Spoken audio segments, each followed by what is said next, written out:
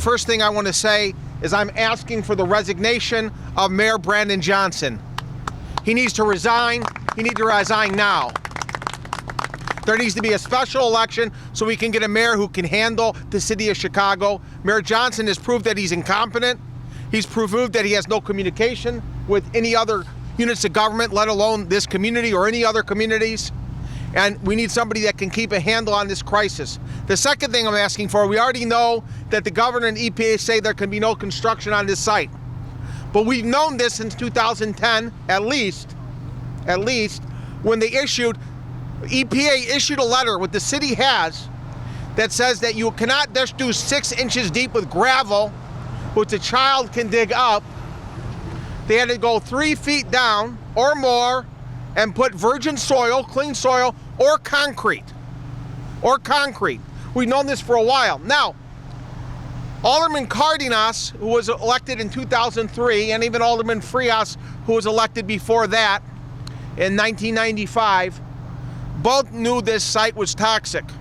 Alderman Cardenas, around 2007-8, tried to put a school here, and he was told no.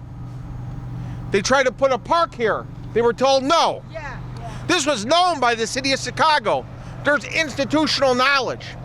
Now we've learned how toxic and contaminated this is. First of all, some of these residents and myself were going to be filing in the EPA another complaint and asked to join into the EPA situation. We must file a complaint with EPA. This site must be cleaned up, not just for the migrants, who my heart goes out to, who they wanted to live on toxic land, but to the residents. This is what, 30 to 50 feet that way? 15 feet that way to houses, businesses. We're not far from a church, from a school. And you want to have this toxic site that you haven't cleaned up in decades? That was zinc smelt. It was for the railroad. That had hazmat sites. This needs to be cleaned up for the community now. They waited decades for this to be cleaned up. The previous alderman wanted it cleaned up for schools, for parks, and it wasn't done. And then Brandon Johnson wants to come in without any knowledge of environmental remediation. Wants to dig 6 inches down in the winter when the stakes of the tents will go deeper than that and put gravel. That is incompetence. That is brutal ignorance. That is putting the migrants in danger. It's putting the residents in danger. And when they were doing construction, that was all going up into the air. And you know what else has gone up in the air? Our tax dollars. Our tax dollars have disappeared. And you know what it makes me want to do? It makes me want to vomit! It makes me want to vomit. It's so disgusting. People here have gotten sick, including some of the plaintiffs and residents. They've gotten sick here. They've gotten sick because this is a toxic site that they perform construction on, storing everything into the air. They didn't remediate it. They performed construction on it. Look at this aberration here, this disgusting aberration. Now, McCormick Center had 3,000 beds during COVID that were never used, and ventilators, never used. Again, complete loss of money. That's a location that's not by residential housing. That's not going to disrupt the community. 2,000 people dropped in the middle of a community is disruptive, especially a community in flux that was white ethnic, then turned Hispanic, mostly Mexican, immigrant, and then Chinese, Asian, mostly Chinese. Most of my clients and many of the residents here are immigrants themselves. They've come from Mexico, or their parents came from Mexico. They've come from China. They still speak the languages of their native lands. These are immigrants themselves. They speak with accents. They speak Chinese. They speak Spanish. So what about the immigrants here that became citizens or legal residents that are long-term residents of this community? What about the community here? And that's what we need to talk about, not just the migrants. We need to help the migrants, no doubt, and my heart goes out to them. And what the situation is a federal situation that the federal government needs to step in and take control of and fund and vet people and then spread people out through the entire United States so one city doesn't have 20,000 like Chicago or New York City that's had 50,000, because that's untenable.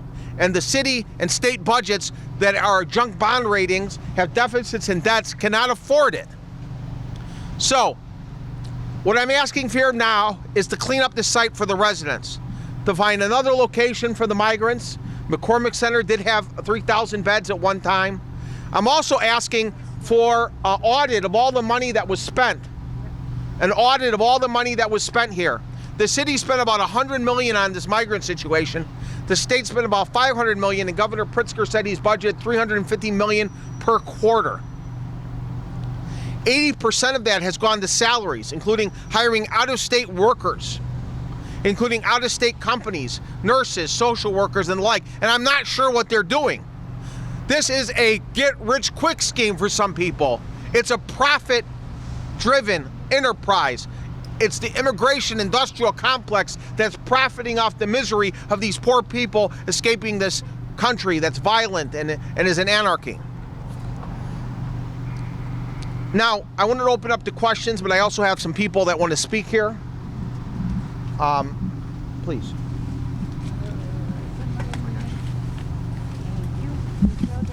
How you get the leg problem is because of the patient. You get the leg problem since the Good afternoon. My name is Hermelinda Aquiles. I just want to thank you all, the media that came over and speak with us and spoke with us and hang on with us. We really, really appreciate it. What else I can say? I'm very happy we're not going to have these camps in here. I'm sorry for those people because we all immigrants and I feel for them, but we don't want 2,500 in here. What about us? What about our water, our street, and everything else? I'm just happy. Thank you to the attorney. Thank you to everybody. God bless, and just can say, that is a hope calling an Indian. I really, really appreciate it, and each one of you guys, if got any question from me, I will be happy to answer it. And this young lady is one of our plaintiffs. She's the named plaintiff on the lawsuit. And there's other plaintiffs here, and there's other plaintiffs that we could talk to, and it's a mix of residents that are long-term residents, Mexican-American, Mexican immigrants, Asian-American, Chinese, and as well as white ethnic and veterans who are all on this lawsuit together. Could you spell your name? Could you spell your name, please? My name is Hermelinda, E-R-M-E-L-I-N-D-A. Last name, Quiles. Q-U-I-L-E-S. I live right here, right across the street from this garbage. Nope. Do you speak Spanish? Yes, I'm Spanish. I'm from Puerto Rico. Could you say something in Spanish But- about how you're feeling? Bueno, como le estaba diciendo, me siento bien feliz y le doy gracias a todos, al abogado y gracias a ustedes que siempre estuvieron con nosotros. ¿Por qué no lo queríamos aquí? Por nuestra familia, por nuestros hijos. Yo tenía mucho miedo, ni quise abrir mis ventanas para mirar porque tenía miedo, porque aquí me iban a asaltar. Los chinitos me ayudaron, me salvaron. Mi compadre lo querían quitar su troca frente de mi casa. Pero le doy gracias a Dios que ganamos. Si no, íbamos a seguir luchando. Porque dicen que la Casa Blanca no se puede mover, pero sí se puede mover para hacer ruido. No vamos a seguir vomitando. Ahora, el agua que llega a las casas, el agua sale negra todavía. Y eso que la abrimos, yo la abro 2, 3 veces al mes y sigue mala. Así que feliz y seguir siendo feliz en paz. Eso es lo que queremos vivir, en paz, como en familia.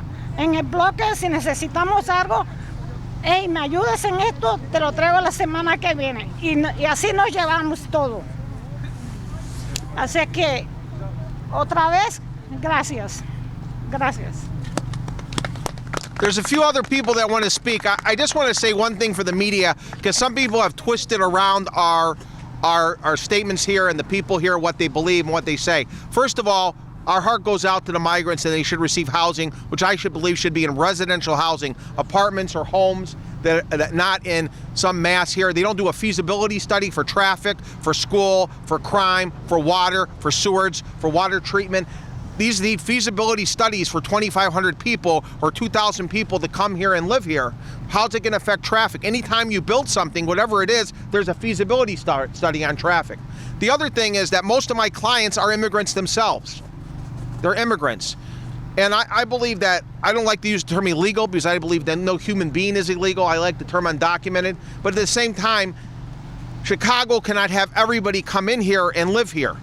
And we should help people, but it should be temporary until we can get work permits and people can get to work and find private housing. And of course, there's issues with the price of housing. So I think that we have to have a message that's not a negative message, and we've never had that message. We've never had a negative message that's been anti-immigrant, anti-migrant, anti-refugee. But we have to have a message that's logical, that's for communities and for long-term residents also. I believe Jackie Zuniga is our next speaker. Yeah. Thank you, Jackie. Through these unforeseeable, unfortunate refugee circumstances that all brought us here together, that was probably the most fortunate part. All of us getting together, all of us working together, all of us getting to know each other on a community level, getting personal. We got personal with each other. Day in and day out, we were helping each other. We got to know each other by names. We got to know each other's families. And that's really what Chicago needs to start being about again, is for everyone to connect on a community level. We need to start caring about our neighbors, and that is ultimately what's going to help heal Chicago and move in the direction that it needs to. And I'm grateful that we have succeeded here today in not allowing for this to happen. This would have been pretty bad for our area.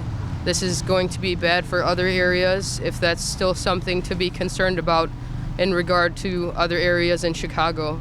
So this is just one battle won. There are a lot more to be fought in regard to this and in regard to many other matters. So I just want to say I'm grateful to the friends that I've made. I'm grateful to the connections that I've made.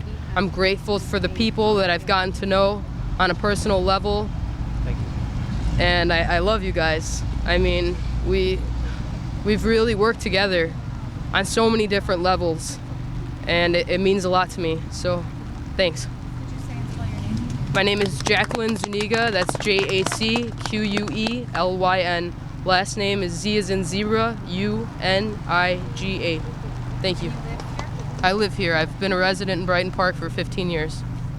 Now, if one thing is good that has happened out of this is that residents, older and younger, white ethnic, Hispanic, Mexican, Puerto Rican, Asian, Chinese, all sorts of people, young, old, male, female, got together and worked together, and they got to know each other, and this community has unified. So if anything that good has come out of this tragic situation is this community is unified. These communities together, and that's the one positive thing. The second positive thing that can help come out of this, I hope that comes out of it, and I ask to come out of this, is we have brownfields all over Chicago. Chicago has moved from an industrial with factories and mills and plants, steel and cars and zinc smelt and trucking, and they've moved to a different kind of an economy. We have brownfields all around Chicago. This site needs to get cleaned up, and Chicago needs to take an effort to do environmental remediation all over the city of Chicago, where we used to have an industrial economy that no longer exists. The jobs no longer exist, but now we're left with the bad part of that legacy. I have Esmeralda here, and she's going to speak in Spanish and English. Hola, mi nombre es Esmeralda. Quiero dejar, hay 4 cosas que son bien importantes para todo, que sea bien claro. La primera es la seguridad y no solo para las personas del barrio, empezando con la seguridad de las personas que quieren poner en este lugar.